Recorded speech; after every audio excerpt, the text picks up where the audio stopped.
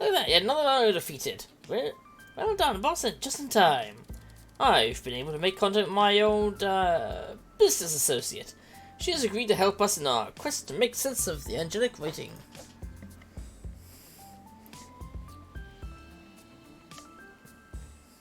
Great, what time will she arrive?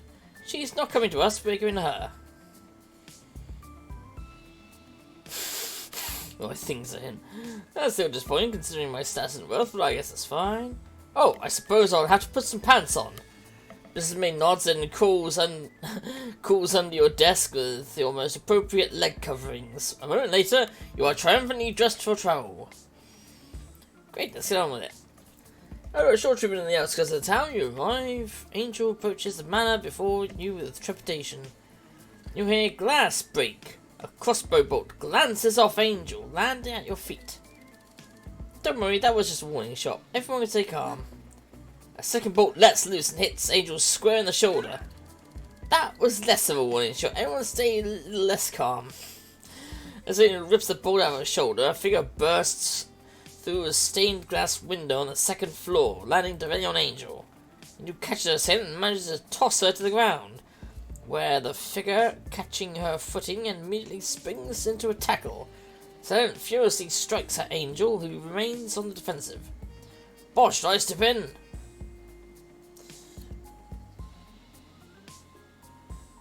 End this nonsense. Father pushes the fight. Angel, the mysterious figure, both turn to him and deliver a perfectly synchronized attack that brings Battlepilot down faster than you've ever seen.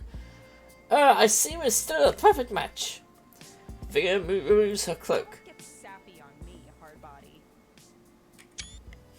Hello there. Cherry Belle Damsel. Well. Belle, thank you for agreeing to see me. You don't get to say my name like that anymore. Don't make me shoot you again. I allowed you to hit me as a token of my appreciation. Sure you did. Okay, now fight me. Damn, it's all my fights with this erotically charged. Erotic? No, nothing erotic here. Nothing about two old partners pounding each other is, nothing about two old partners pounding each other is erotic. Yeah. What were we talking about? Sure, very convincing. Well, you survived my greeting, so I guess you might as well come inside.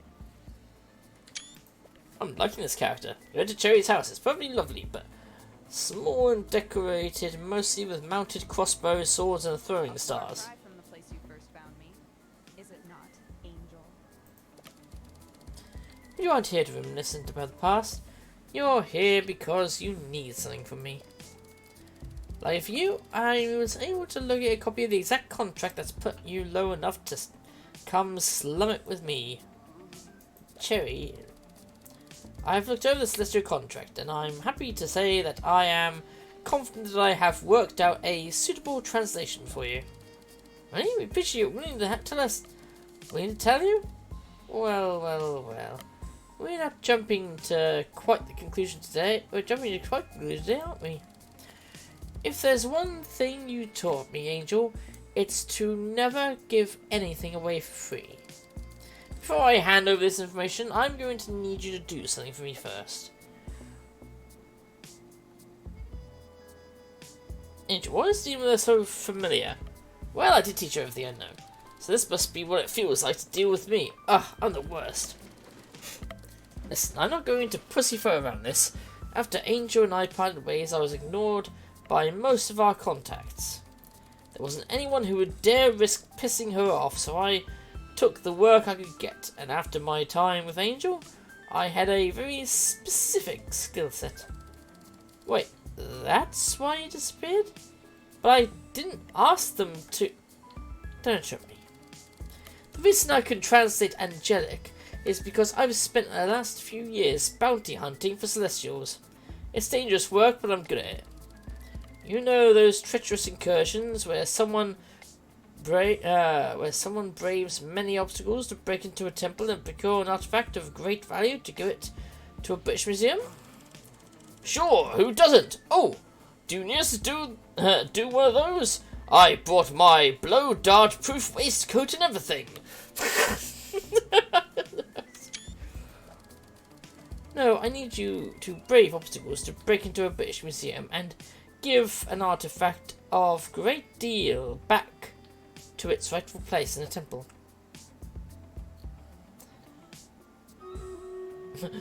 Wait, are all archaeologists secretly thieves? Don't you fucking dare. Damn it, even if Sarah is streaming now, I'm gonna be saying, I know what you're thinking, Sarah, and no.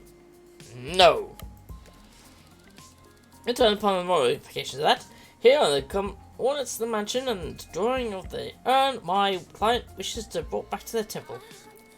That's quite the raging orgy depicted across this urn. Goes all the way around. I've never seen these positions before.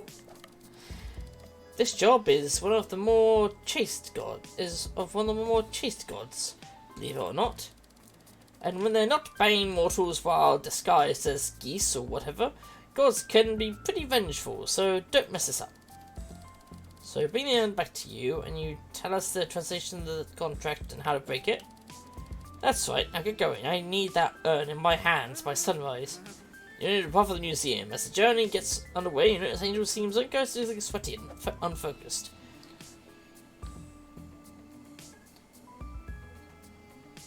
Are you nervous? Me? Nervous? No, I've never been nervous in my life. In fact, it's you who's nervous, always projecting your anxieties onto me. Pull yourself together. Okay, fine, you got me. The truth is, I'm a little, how do I put this? Seeing Cherry after all this time, I seem to be experiencing emotions.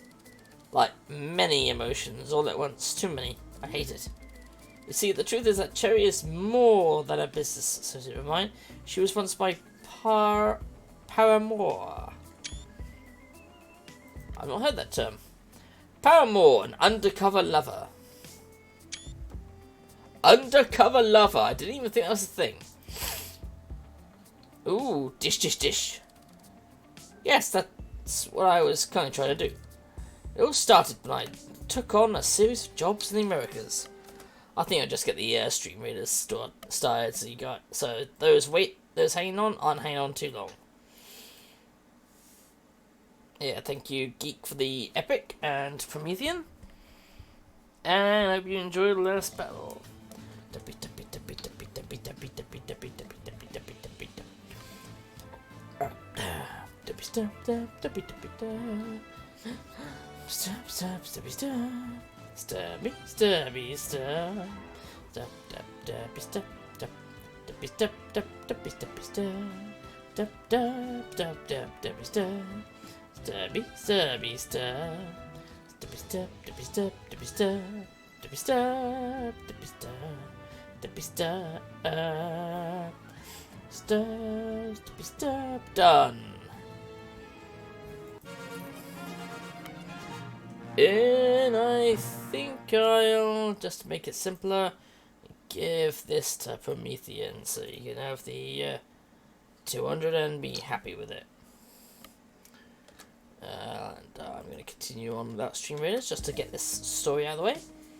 Last time I took on a series of jobs in the Americas. My first lady on Cherry Belle Damsel, she was a veritable princess, prim, prissy, and very, very pretty, insufferably pretty. Well, that hasn't changed. I think she's still gorgeous. Maybe I said too much. You see, the series of jobs revolved around her wily, wealthy father. I was so taken with her, I nearly botched the job.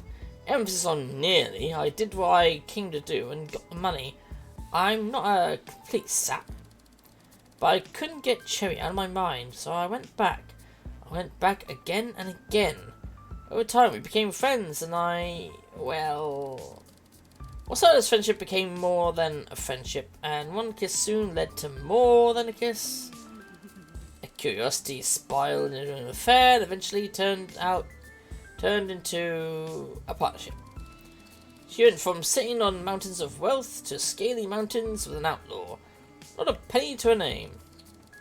When her family discovered she was associating with me, they cut her off completely. she's dead to them. I've always taken pride in my rebellious nature, but I was reckless with my desires. I ruined all of her prospects, her reputation, her good name, her chance to be happy. All of it gone in a blink of an eye. With no life to return to, she followed me back to London. But I don't think she could ever truly forgive me, and our relationship didn't survive the strain. This is the first time I've seen her in years, and I didn't expect everything that I felt about her to come rushing back in an instant. But the past is the past, and it would appear we have arrived. Time to put her this side. We've got work to do. Sounds like you're still carrying a lot of weight on your shoulders. Yeah, forget it. You're an angel pushed the museum just in time for a darkening sky to cloak you in shadow. This is the place. Do you see any obvious means of ingress?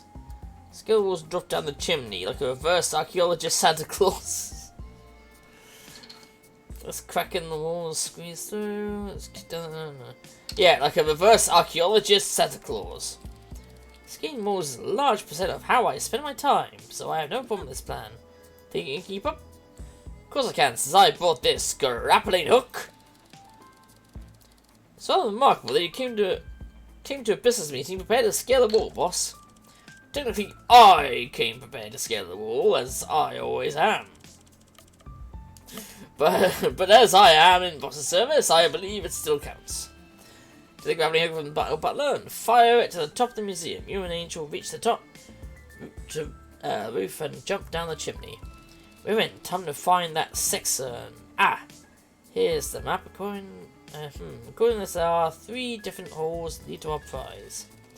We go through the Swinging Blades exhibit, the special exhibit on pressure plates, or the giant giant rolling boulder interactive fun corner for kids.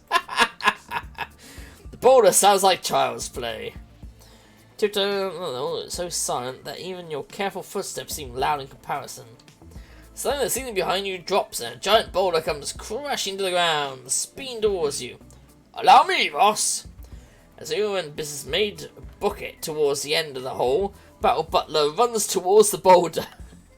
At once, Battle braces against the boulder with such force that the impact sends gravel shooting across the room. Battle Butler strains against the boulder as you make it to safety. Angel slowly follows you past the boulder, brow furrowed and lost in thought. Battle Butler winces as he tries to hold the boulder long enough for Angel to make it, but he loses his grip. The boulder rolls clear over him towards Angel. Angel, look out! Impending boulder snaps Angel out of her thoughts and back into reality. She lands a powerful swing and a crack in the boulder, breaking it in 2 halves that fall harmlessly beside her.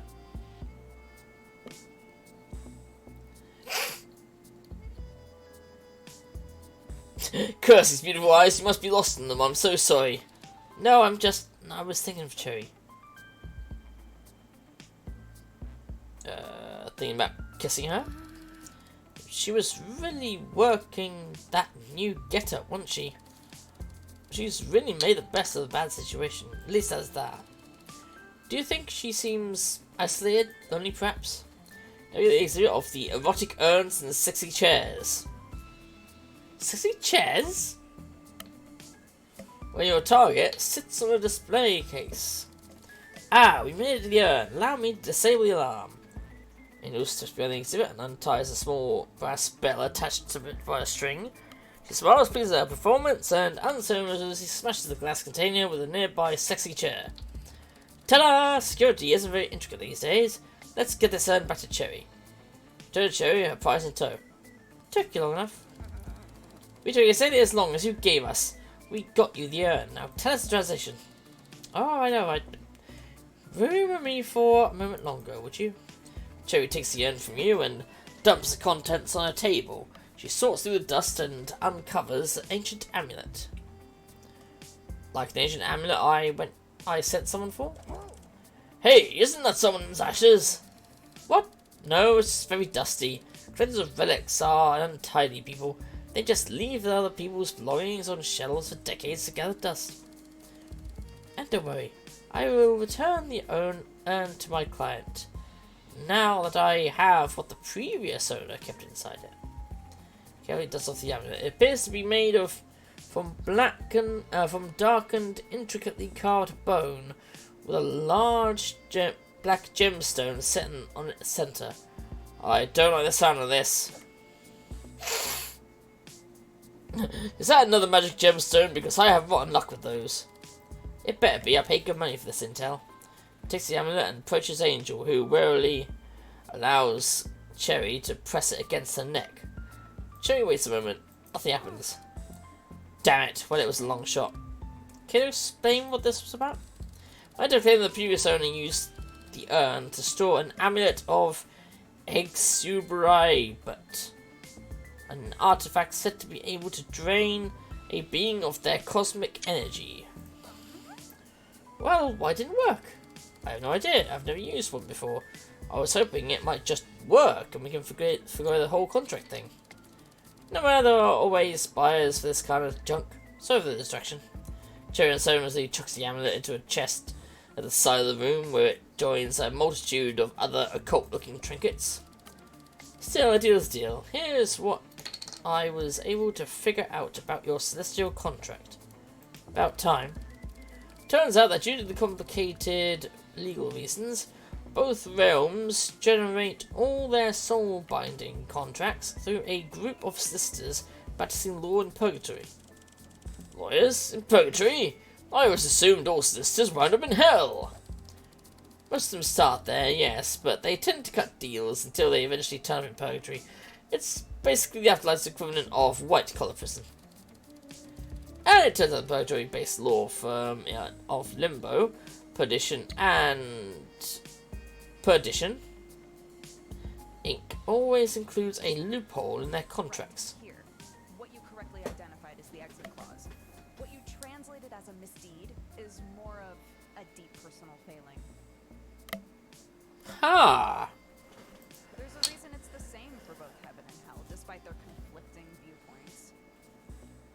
It seems the contract itself binds to your soul in place of some other broken bond.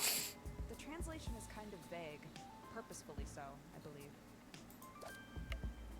What does it all mean? Translation is approximately: the reforging of the broken bond on the part of the dealmaker results in instant termination of a contract's binding. Although we're going to translate all the legal nonsense, we're still lost. Repair the soul metaphorically to free the soul literally? Thanks for your help, Cherry. I can see what Angel sees in you. Boss, don't! I never said... Well then, for what it's worth, I hope this information proves helpful. I hate seeing you like this. You're all soft and flappable. See yourselves out. Great. Cherry closes the door and you and Angel begin a journey back home. We have a new mission to focus on. No time to dwell on it. I'll inform Cassius of what we've learned here. With that, Angel marks her leave. Makes her leave.